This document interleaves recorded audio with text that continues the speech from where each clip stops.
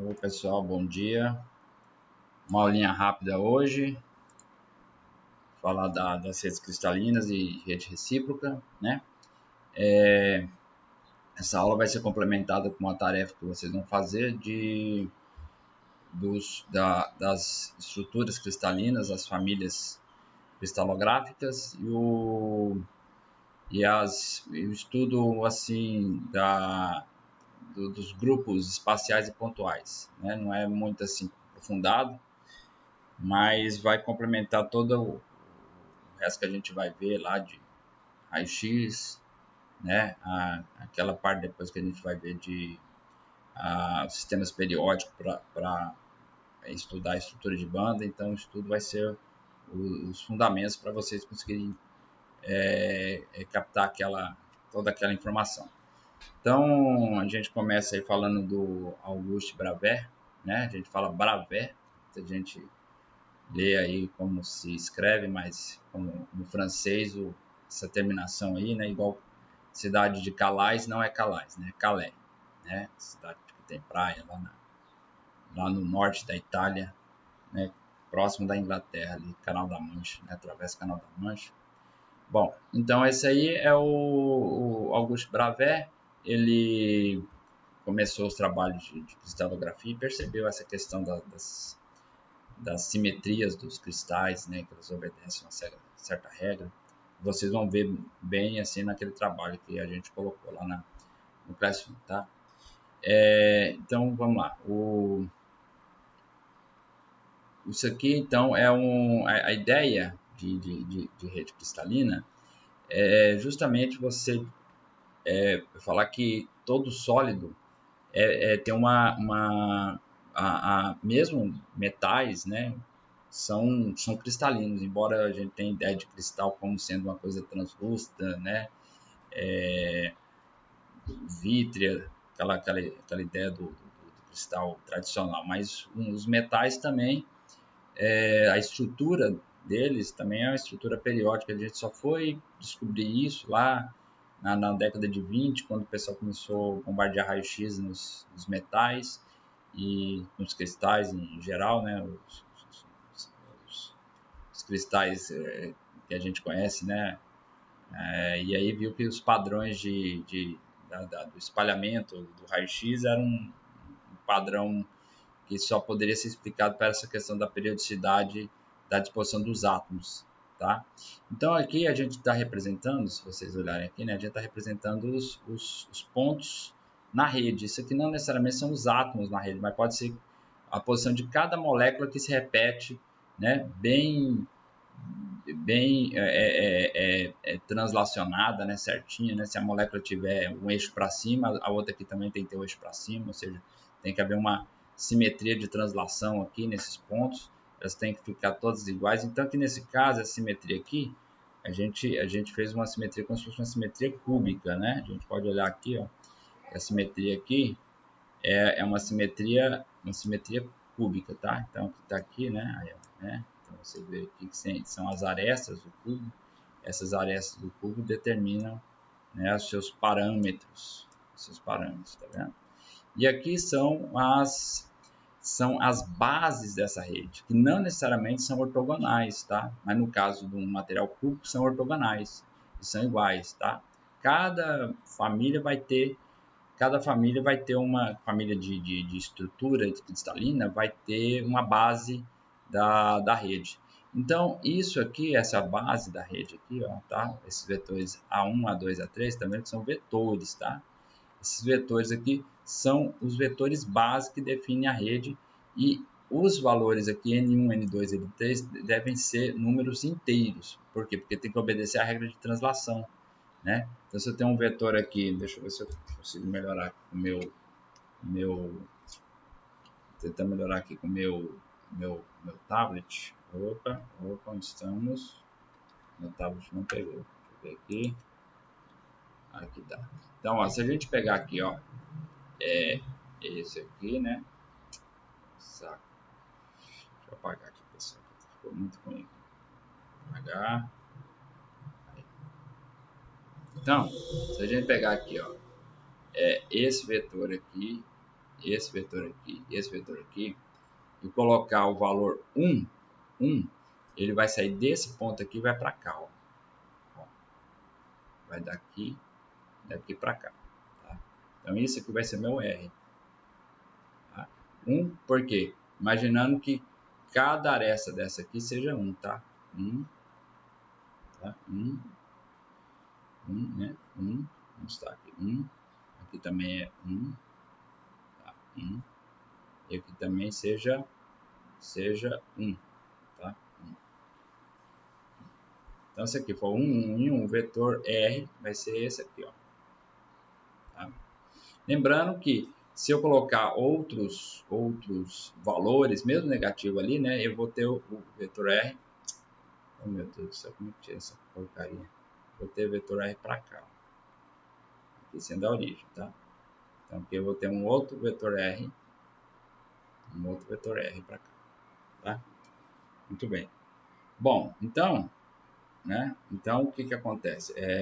Eu posso então, não apaga, mais uma merda se tem. Bom, então eu posso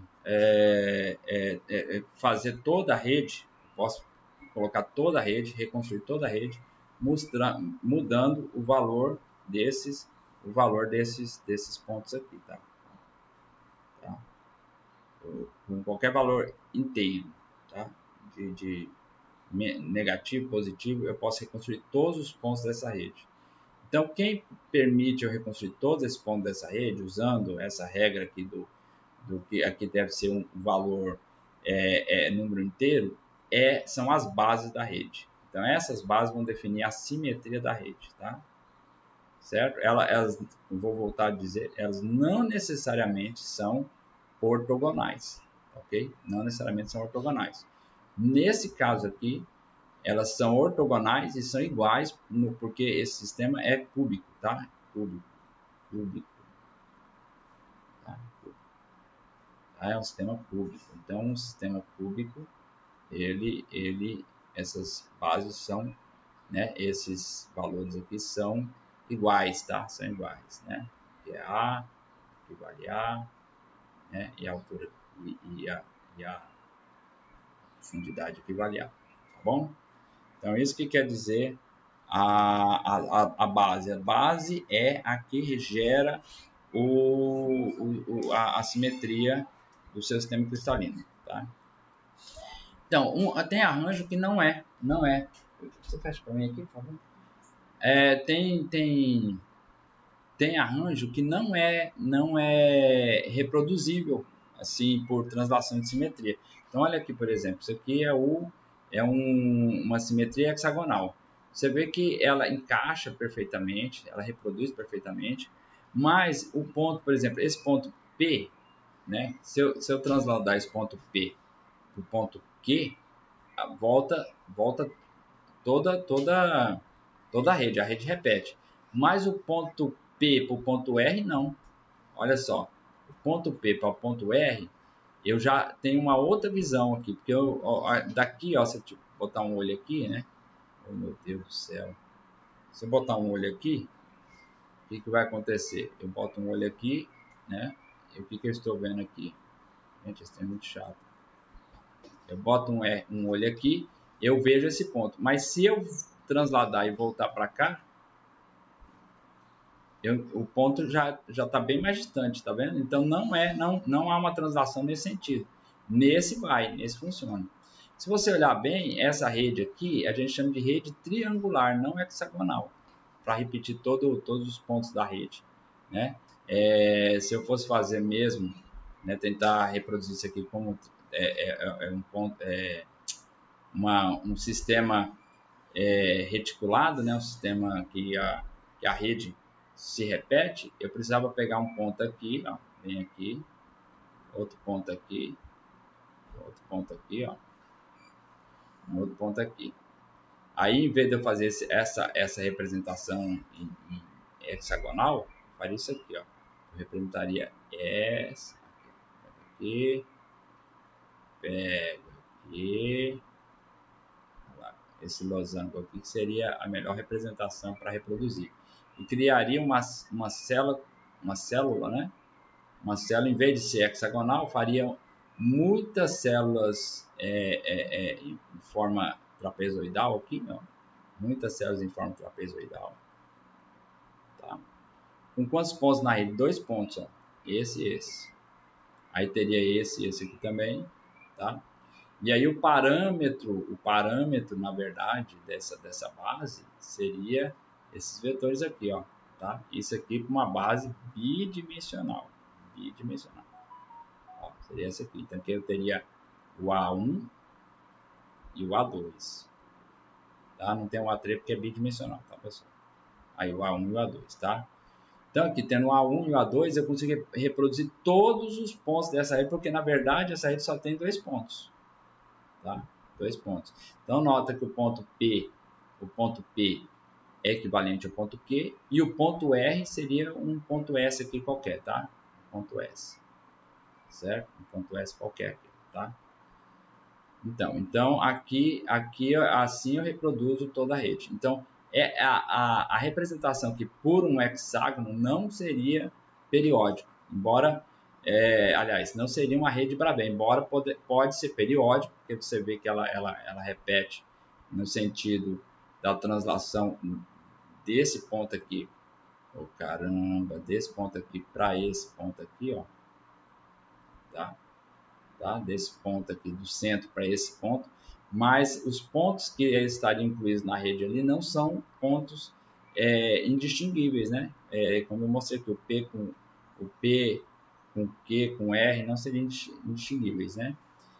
E, então, a melhor representação aqui para você reconstruir uma rede honeycomb, né? Uma rede de colmeia, é você ter esses 2 pontos dentro desse paralelograma aqui, tá certo? Esse losango aqui, e esse losango se repetiria. É difícil entender, mas depois eu até posso pedir como vocês fazerem uma representação, tentar desenhar no caderno, um losango com ângulos, né? Com ângulos aqui de... assim aqui é 30, aqui vai ser 60, né? Vai ser 60. Vou fazer ângulos assim, ó, de 30 e 60, tá?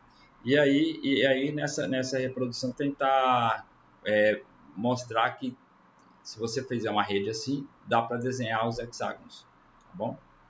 Então é uma questãozinha que eu vou deixar para vocês. Então vamos lá, um exemplo, vou dar um exemplo da rede pública de corpo centrado, né? Então a rede pública de corpo centrado, quando fala corpo centrado, é porque você tem aqui nas arestas, né, os pontos da rede nas arestas, tá vendo aqui, ó, os pontos da rede nas arestas, tá? 1, 2, 3, 4, 5, 6, 7, 8, né? Tem que ser, né? E um corpo no centro, por isso que é chamado de corpo centrado, ó, corpo centrado, tá aqui, tá? E aí eu posso representar as bases que podem reconstruir essa rede, né, desde que obedeça aquela regra que os vetores base construam um vetor R da rede que consiga alcançar todos os pontos, tá? Então esses aqui, por exemplo, ó, eu indo A2 para essa direção aqui, ó, A2 para essa direção, A1 para a direção, né, os vetores aqui na base, né? E um vetorzinho apontando lá para o centro do cubo. Se eu deslocar essa origem para qualquer ponto aqui, ó, eu reconstruo novamente toda toda a rede. Tá? Eu acho que eu estou caindo. Toda a rede. Tá certo? Eu reconstruo toda a rede. Bom, então como ela vale essa base aqui, então ó, a base está aqui, ó, AX, né? Que é essa aqui, ó, o A1, tá? É AX, usando aqui as coordenadas cartesianas aqui, né? Ó, né? Então AX, o A2 vai ser AY, tá aqui na base, né? E o A3, como eu tenho que alcançar o ponto aqui no centro, né? Não posso deixar nenhum ponto fora, senão eu não reconstruo a rede.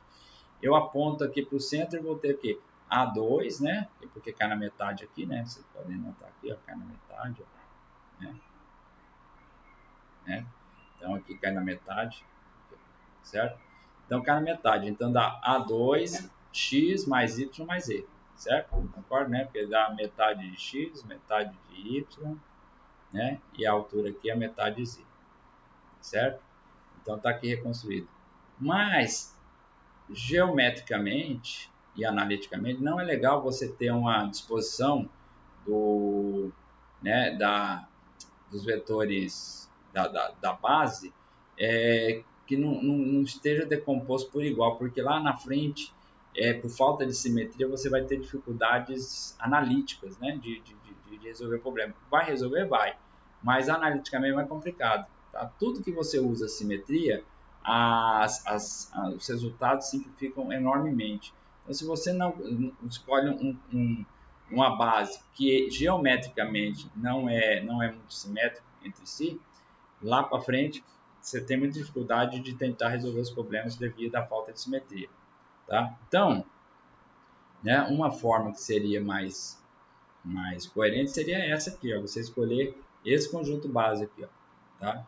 Agora eu vou ter que mostrar para vocês em 3 dimensões, né, como é que ficaria isso aqui. Tá? Então, em 3 dimensões, é só pegar aqui, estamos aqui, então Ctrl Alt 2, Ctrl Shift 2, né? Então, aqui é aquela representação que a gente está mostrando lá, tá? Então, o XYZ, ó, tá? Ele tá mais ou menos assim, certo? Então você nota que essa bolinha aqui, ó, essa bolinha aqui, ela tá à frente do cubo, ó lá, tá vendo? Tá à frente do cubo. Ela alcança a frente do cubo, enquanto o vetor A3 está pegando a bolinha que está abaixo do cubo. E o vetor A2 está pegando o centro que tá que seria na célula, né, posterior aqui. Mas olha, nota o seguinte, eu consigo, se eu transladar este ponto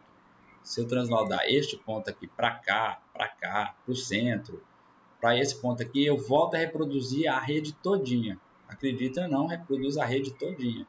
Agora eu quero mostrar a questão da simetria. Olha, eu vou colocar numa posição que vocês vão ver como fica simetrizado como fica simetrizado esse conjunto base. Ó. Estão vendo aqui? Ó? Isso aqui é o eixo que pega justamente na diagonal do vértice superior esquerdo, né? Do vértice superior esquerdo de trás, do inferior direito da frente. Ó. Tá vendo? Então ele corta essa linha aqui. Então olha só, ó, e passa pelo centro. Então nota que os vetores ficam perfeitamente simetrizados em relação a esse eixo. Tá? Esse aí, na verdade, vai ser o eixo de mais alta simetria desse cubo. Né? Nota aqui, parece um hexágono aqui, né? Isso é interessante, tá? Então, por isso que eu coloquei aqui essa representação 3D, justamente para a gente poder ter uma ideia, né? De como é como é a tal da distribuição espacial, tá certo? Muito bem. Agora, vamos ver, agora precisamos de ter algumas definições que a gente usa muito até conceitualmente e vamos guardar isso aí porque vai ser o nosso linguajar daqui para frente, né? Então, por exemplo, o que é número de coordenação? Né? Número de coordenação. Então, número de coordenação é o... Deixa eu desligar aqui. O número de coordenação é quanto eu desliguei, mas eu vou ter que mostrar. Quais são os vizinhos mais próximos de qualquer ponto da rede, tá? Qualquer ponto da rede. Então, no do corpo central tem coordenação 8, por quê? Se eu voltar aqui, ó, vou voltar aqui para vocês verem, ó, na outro exemplo aqui, né? Vou limpar aqui. Então, olha só, se vocês olharem aqui, né? Os vizinhos mais próximos desse ponto aqui, ó, os vizinhos mais próximos desse ponto aqui, ó, tem 1, 2, 3, 4, 5, 6, 7, 8. Tá? Então, um corpo centrado, né, uma rede de corpo centrado, a coordenação desse ponto aqui é 8, porque ele tem 8 vizinhos mais próximos. Tá vendo? 8 vizinhos mais próximos. Então, isso é chamado de coordenação. Tá? Então, o número de coordenação é o número de vizinhos que um ponto da rede tem mais próximos. Então, aqui no caso de um corpo centrado tem 8. Uma rede cúbica de face centrada, que nós vamos ver lá para frente, né, tem coordenação 12. Tá? Aqui que é a célula primitiva unitária. É o menor volume que contém, pelo menos não, tem que conter apenas um ponto na rede, tá? Contém um ponto na rede, porque lembrando que o ponto na rede tem que né, criar, fazer toda a reprodução. Agora anota, ó, essa célula primitiva contém um ponto na rede, mas tem uma célula primitiva que não tem condições de ser reproduzida se não colocar 2 pontos, né, na rede dela, que é aquela que eu mostrei para vocês, que é a hexagonal lá, que é a rede aquela que tem o, o losango, né? Aquela que tem o losango ali, né? Ela tem que ter, no caso dela, né? Ela não é possível reconstruir somente com um ponto na rede, com a translação de um ponto na rede. Tem que ter aqueles 2 pontos, que é o caso de ter, na verdade, uma sub-rede ali que não é simétrica, tá? Mas isso a gente vê para frente, é casos especiais, tá certo? É casos especiais, não é caso via de regra, tá bom? Deixa eu pegar aqui a caneta, né? A célula primitiva é a mesma coisa da célula unitária, só que o volume não se sobrepõe quando a célula é transladada. Eu vou mostrar isso aqui também em 3D, tá? Em geral, a célula unitária pode ser maior que a célula primitiva, tá certo? Por exemplo, voltando aqui, ó, no exemplo aqui para entender o que é a célula convencional unitária, tá? Vou pegar aqui, deixa eu ver, vou pegar o cubo aqui, ó. O cubo não tem erro. O cubo, na verdade, a célula dele, deixa eu apagar, a célula dele, deixa eu apagar tudo. A célula dele é esse aqui, ó. Basicamente aqui a caneta A célula dele basicamente é essa aqui, tá? No cubo. Então essa é a célula unitária, tá? Célula primitiva unitária é o cubo. E aqui tá, aqui quantos pontos eu tenho aqui dentro dessa célula unitária? 1. Sabe por que 1? Porque cada ponto aqui pega 1/8.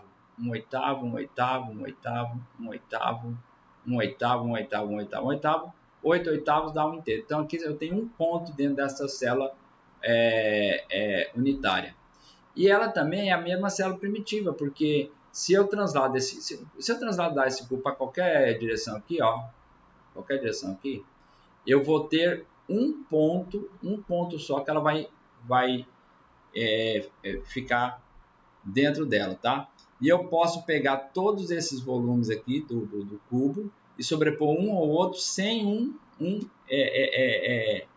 entrar no outro, tá? Então esses volumes não são não tem interseção entre eles, tá bom?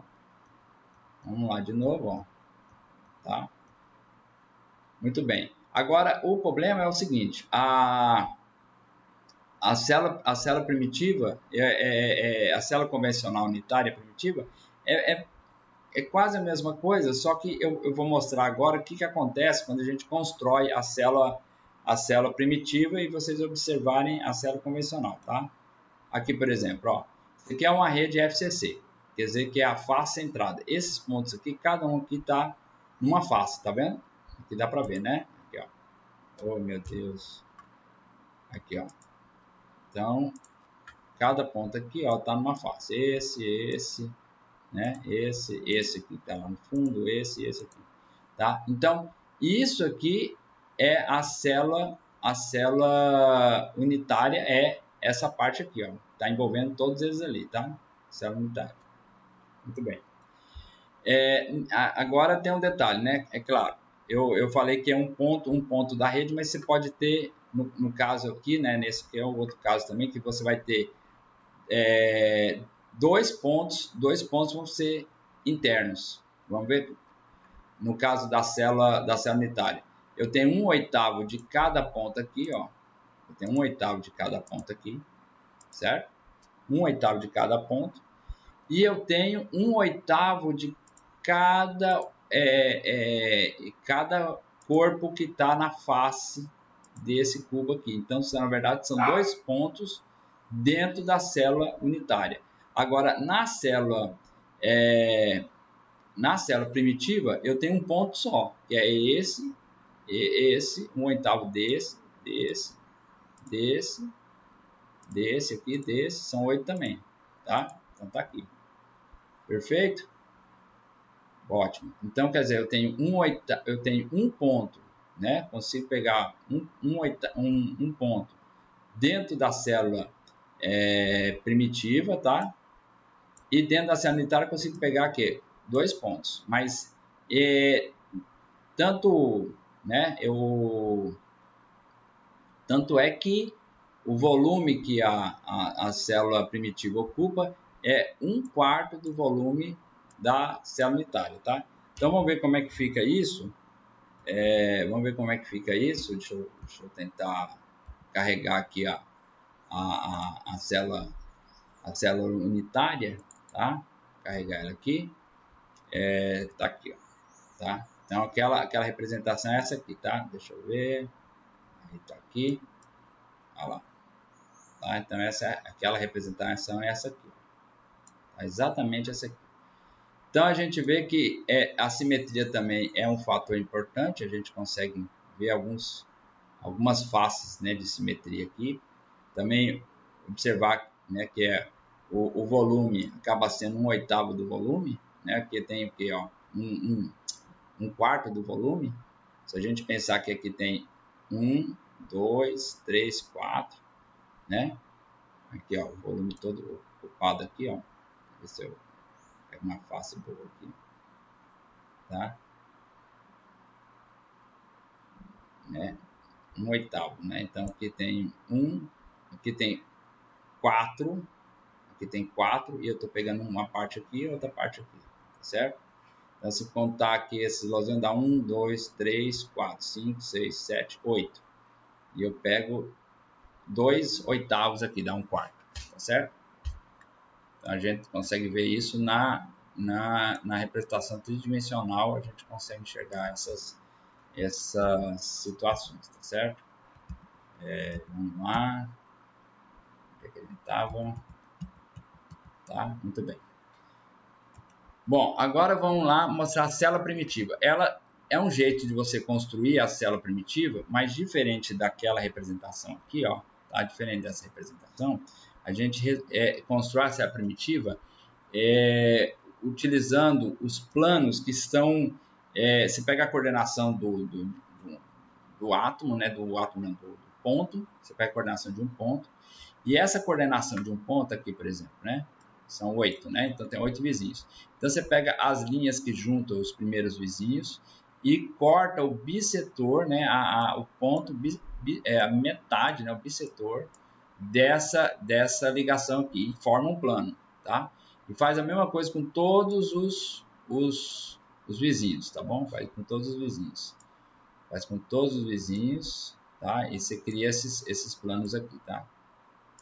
E aí a intersecção desses planos vai formar um poliedro. Vai formar um poliedro. E esse poliedro vai ser a célula de Wigner-Seitz, né? Então, como é que a gente representa isso também? Deixa eu pegar aqui, Alt Tab, aqui, somentinho. Onde está o... Deixa eu pegar aqui. Opa. Deixa eu pegar a representação dele aqui. Tá. Então, vamos lá. Bom, aqui é aquela célula, né, que a gente estava mostrando. Ó. Tá vendo? Ele queria uma bola de futebol, tá? Isso aqui é um corpo centrado, né? A gente pode ver aqui vários elementos de simetria. O que vocês têm que notar é o seguinte, eu vou tentar alinhar aqui, ó lá. Nota que esse plano aqui, ele é o plano que intersecta a metade, né, o bissetor dessa reta aqui, tá? Tá vendo? A metade exatamente perpendicular, tá vendo? Ó, tá? Perpendicular. Aqui eu tentei fazer perpendicular, né? Mas e aí você nota também que os outros planos que estão cortados em relação aos limites da rede, tá vendo? Essa parte, pessoal, do que a gente está mostrando aqui é mais uma questão de a gente melhorar a nossa capacidade espacial, né, de visão, tá certo? Então, vocês têm que treinar essa parte da capacidade visual de vocês aqui para poder conseguir enxergar isso aqui, tá? É meio chato isso, mas o Einstein mesmo não tinha capacidade de visão 3D, né? E o cara imaginou que, né, a métrica que ele imaginou. Você pensa né, como o físico tem que ter uma capacidade de abstração muito forte, tá certo? Muito bem. Bom, então agora vamos falar da rede recíproca. Vocês lembram quando a gente começou a falar lá do do teorema do modelo de Sommerfeld, né? A gente começou a falar do modelo de Sommerfeld e aí a gente começa a falar da questão da periodicidade do sistema, porque você tinha que ter condições de contorno, né? Mas a gente não colocou a periodicidade na questão da rede, né? Mas a periodicidade no sentido da condição de contorno das funções de onda. E aí a gente inseriu o vetor K ali que representasse, né, que representa a onda associada que está o elétron, por exemplo, tá certo? Então ali a gente já definiu o que? A gente definiu definimos o tal da rede recíproca, né? Do vetor, o vetor do espaço recíproco, na verdade, né? O espaço recíproco. E agora a gente pode também falar de rede recíproca. O que é uma rede recíproca? É toda aquela rede que quando você passa do espaço real, ele vai para o espaço recíproco. E ele leva toda a informação da simetria desse espaço real para o espaço recíproco. Por isso que se cria uma rede também do espaço recíproco. Embora pode ser que algumas das simetrias não sejam correspondidas de um para o outro, mas continua sendo uma rede, tá certo? Eu digo assim, por exemplo, a rede cúbica direta vai virar rede cúbica da rede recíproca, mas você vai ter algumas mudanças de orientação no caso de outros tipos de rede, por exemplo, as redes que tem menos simetria, né? Você vai mudar um pouco da orientação. Então, acontece muito quando você sai do espaço real para o espaço recíproco, os vetores diretores darem os valores, né? Um que era maior, o outro que era menor, quando passar para a recíproca, eles vão trocar de tamanho, tá? Os ângulos também eles trocam de tamanho, certo? Então acontece isso. No ângulo nem digo ângulo, né? Mas os vetores, as bases trocam de tamanho e aí você muda um pouco a orientação, tá certo? Então um cristal que era mais largo no eixo Z, no eixo que seria equivalente ao Z da rede recíproca, vai ser a menor, né? Tá? Então seria isso. Então tá. A gente pode representar a rede recíproca, né? Utilizando um conjunto de vetores bases também, do mesmo jeito, tem que obedecer essa transformação. Por quê? Porque esse vetor R, como ele é um vetor da rede direta que é invariante, se eu pegar e somar qualquer posição no espaço mais esse vetor R, que não pode mudar, não pode alterar, tem que deixar no mesmo estado. Tá? Isso que quer dizer a questão da invariância à translação, né, do vetor R. Tá? Então, isso aqui ele tem que deixar invariante. Então, isso aqui é a via de regra. Tá? Então, ou seja, isso aqui, para isso ser verdade, isso aqui tem que ser 1. Né? Obviamente, né? Porque aqui é a soma da base no expoente, você pode separar, fica o produto dos dois aqui, tá certo? Então, isso aqui é a condição primária de periodicidade, tá? Muito bem, então eu posso criar um vetor, então agora que seria a representação do vetor R na rede recíproca, que seria equivalente, né, do vetor R na rede recíproca. Então se eu tenho na rede real o vetor que representa todos os pontos da rede, na rede recíproca eu também tenho um vetor que representa todos os pontos do espaço recíproco, tá? Que seria o K maiúsculo. Tá? Então, ou seja, se eu pegar e multiplicar esses dois vetores, fazer o produto escalar, né, as bases têm que obedecer o seguinte, elas têm que obedecer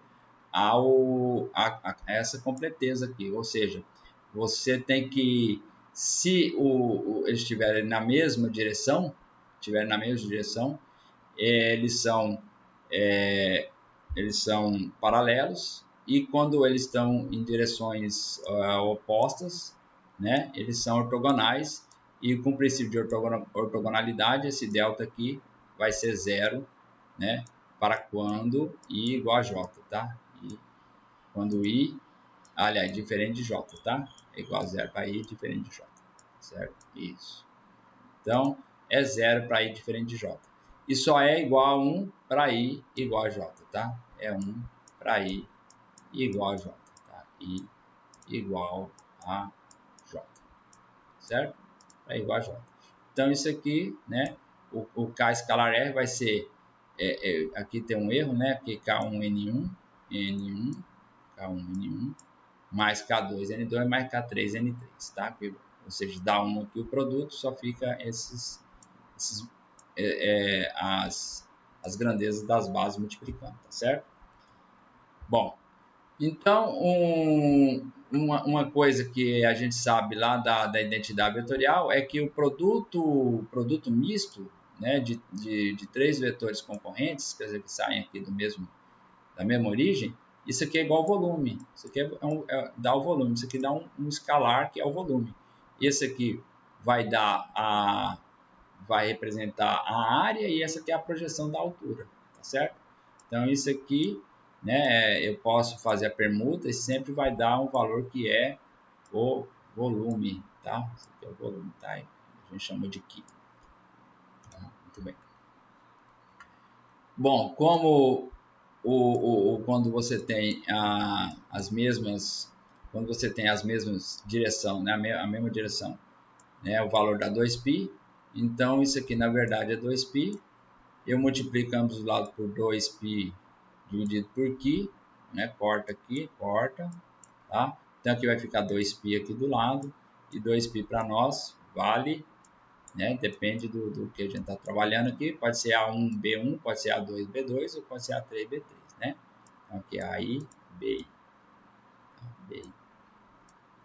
2π é AI, BI, tá aqui. Então eu posso fazer isso, tá? Aí eu igualo e obtenho as equações de transformação de uma base para outra base, tá?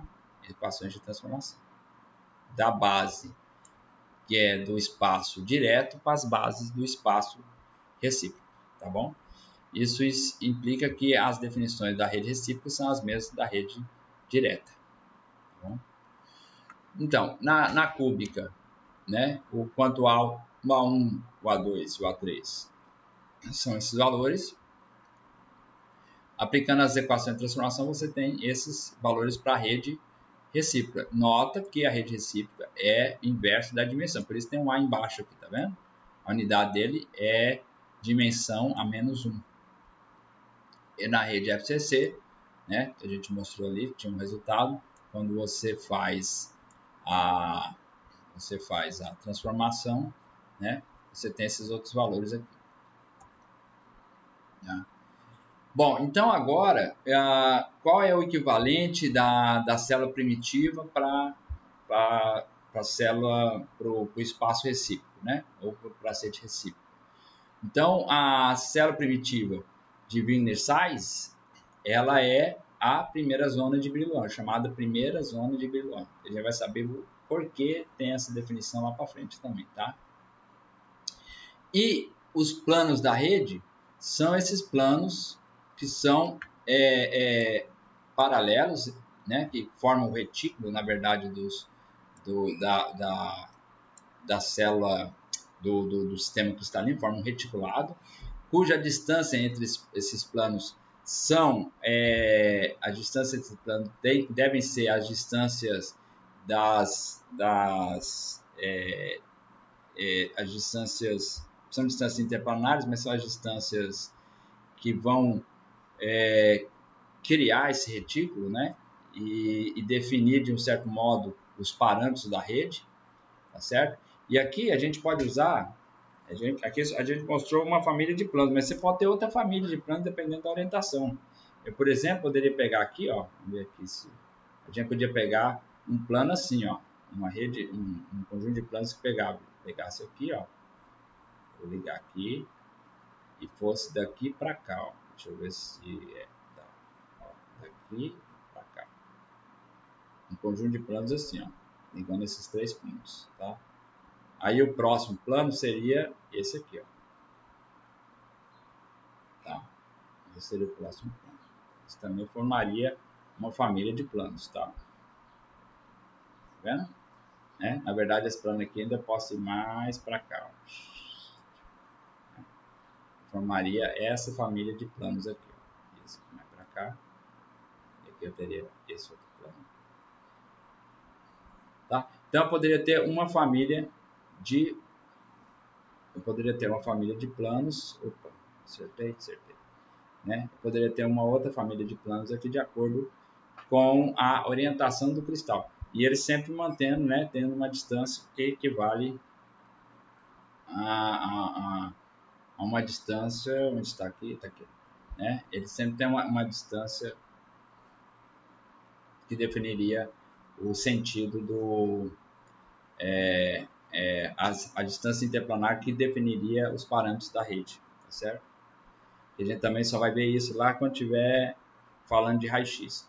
Por enquanto, então, a gente só gasta mais tempo aqui com questão de nomenclatura, tá? Por isso que essa parte, eu não vou ficar cobrando de vocês essa parte, eu quero que vocês façam aquele trabalho lá e guardem essas definições, porque agora é um conjunto de definições que vocês têm que colocar na caderneta, que a gente vai usar quando a gente for falar, você já vai ter a familiaridade, tá certo?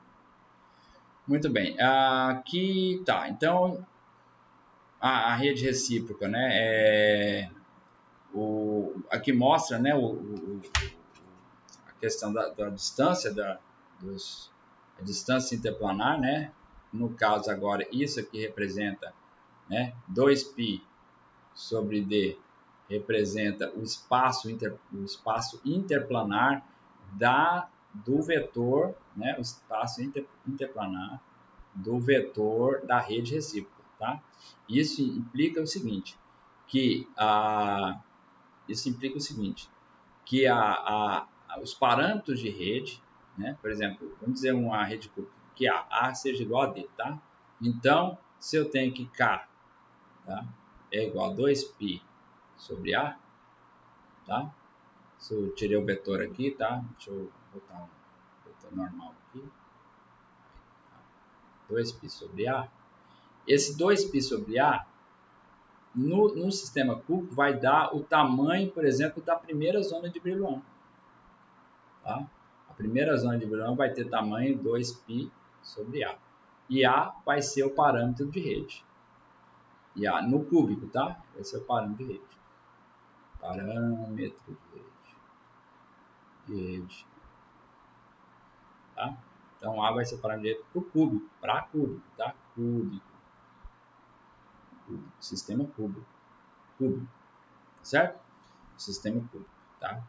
Então, esse A aqui vai ser o parâmetro de rede e a zona de Brillouin, tá? Deixa eu dizer B. A zona de Brillouin vai ter exatamente esse tamanho, 2π sobre A, tá bom? E para finalizar, quando a gente estiver falando lá de raio-x, né, vamos falar dos índices de Miller, tem as coordenadas, né, que define os planos de rede, tá vendo? Ó? São as coordenadas cujo vetor da rede recíproca, né, é perpendicular aos planos da rede, tá?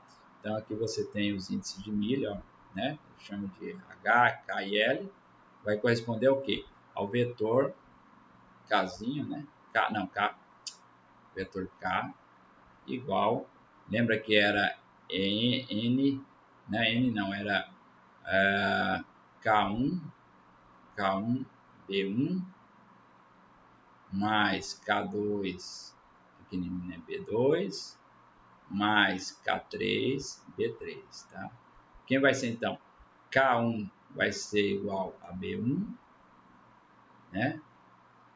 Opa, perdão aqui, aqui não, aqui vai ser K1 vai ser igual a H, K2 vai ser igual a K e K3 vai ser igual a L. Tá? Então é isso aí. E esse vai ser só a questão da nomenclatura também. Você então vai definir um vetor K.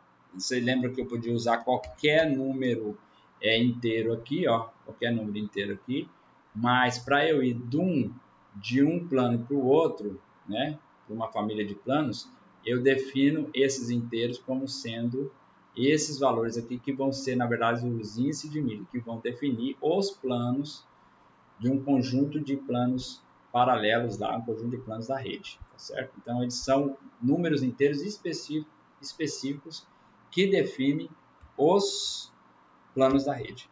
E é isso, pessoal.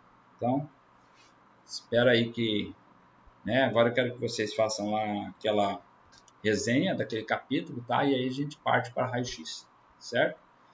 Então é isso aí e até a próxima. Falou!